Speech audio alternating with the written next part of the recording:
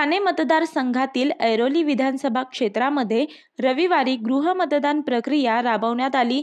ज्येष्ठ नागरिक आणि दिव्यांग नागरिकांना घरातूनच मतदान करता आल्यामुळे त्यांनी समाधान व्यक्त केले आणि निवडणूक विभागाच्या कर्मचाऱ्यांचे आभार देखील मानले। ऐरोली विधानसभा क्षेत्रामध्ये सहाय्यक निवडणूक निर्णय अधिकारी सुचिता भिकाणे यांच्या मार्गदर्शनाखाली गृहमतदानासाठी पथके तयार करण्यात आली होती।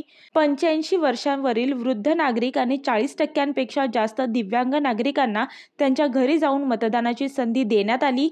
मतदान गुप्त राहील याचीही काळजी घेण्यात आली आहे। पहाटेपासून निवडणूक विभागाच्या कर्मचाऱ्यांनी मतदारांच्या घरी जाऊन त्यांची मतपत्रिका सीलबंद बॉक्समध्ये घेतली। 22 मतदारांची नोंदणी झाली होती, त्यापैकी एका मतदाराचे आठवड्यापूर्वी निधन झाले। एक मतदार दिलेल्या पत्त्यावर आढळून आला नाही। उर्वरित 20 जणांनी मतदान केले आहे। मतदान केलेल्या मतदारांनी लोकशाहीच्या उत्सवात सहभागी करून घेतल्याबद्दल निवडणूक विभागाचे अधिकारी आणि कर्मचारी यांचे आभार मानले। गृहमतदानासाठी मतदारांचा उत्तम प्रतिसाद देखील मिळाला आहे। सकाळी 9 पासून मतदान प्रक्रिया सुरू केली असून दिवसभरात वेळेत ती पूर्ण करण्यात आल्याची माहिती सुचिता भिकाणे यांनी दिली आहे। मी वर्षा काटेकर, योद्धा न्यूज, नवी मुंबई।